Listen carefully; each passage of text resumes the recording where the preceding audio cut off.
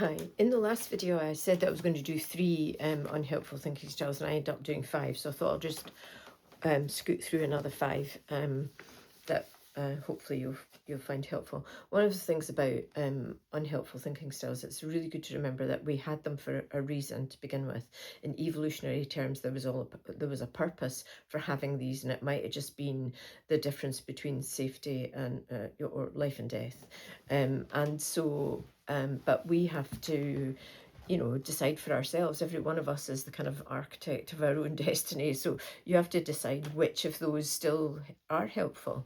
But largely, when somebody's in my room, they've kind of exhausted their use of those unhelpful thinking styles. So I'll just scoot through the next five. The next one is labeling. So the labeling happens when you do one thing that you think is a mistake or is wrong, or you become judgmental about yourself, and so um, if I do something like I wish I'd done that in a session, and then I would label myself a toxic therapist because I didn't do that in the session. That would be like, quite extreme. But we do that kind of, I must be this if I've done that, or they must be this if they are that, and that's not the case. So the labeling is really unhelpful.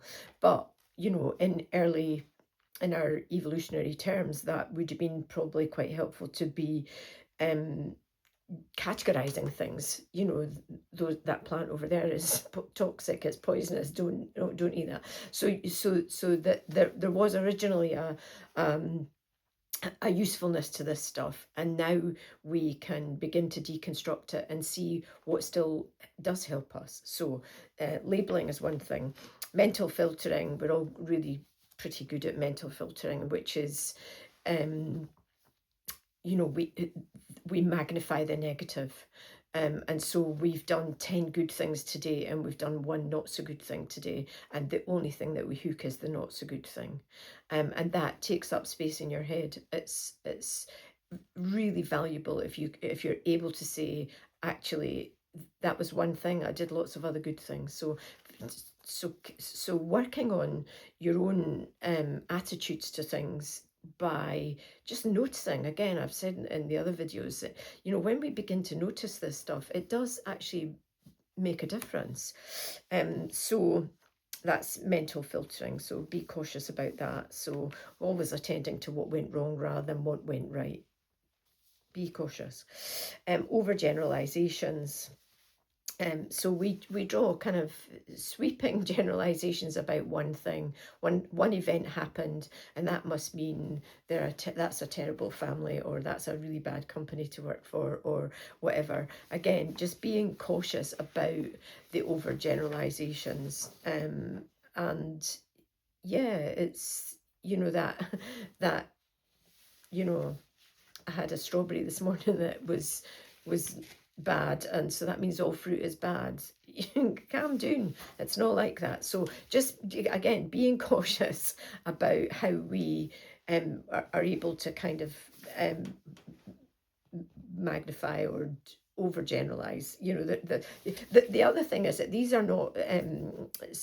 not unique and ring-fenced ways of thinking. You'll get lots of overlap in these ways of thinking as well. So again, it's really about just beginning to pay attention. So yeah, so the overgeneralization. Personalization is, it must be my fault. This happened and I was part of that group, so I think it was my fault. And actually that is often not the case.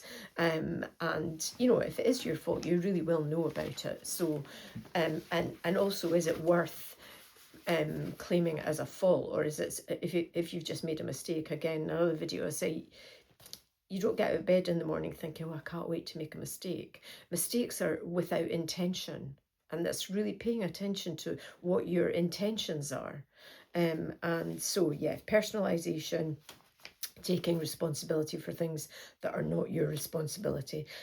Or the flip side of that is not taking responsibility for things that are. So just again, that's another unhelpful sort of pattern to be in your own thinking. And then the final one is magnify, when we magnify stuff or we minimize stuff. I mean, most of us are doing stuff like that, you know, that you get really good feedback from from somebody, and they say, "Oh, I really like your hair," or "I hate your hair," or whatever. If you get feedback and you're unable to accept it, that is problematic. You just say thanks. But you don't, you'd go, "Oh, I got it in a bargain," or "I got it in a sale," or, you know, we actually do a huge kind of story about justification of things. So magnification and minimization are things to kind of look out for in your own kind of unhelpful thinking.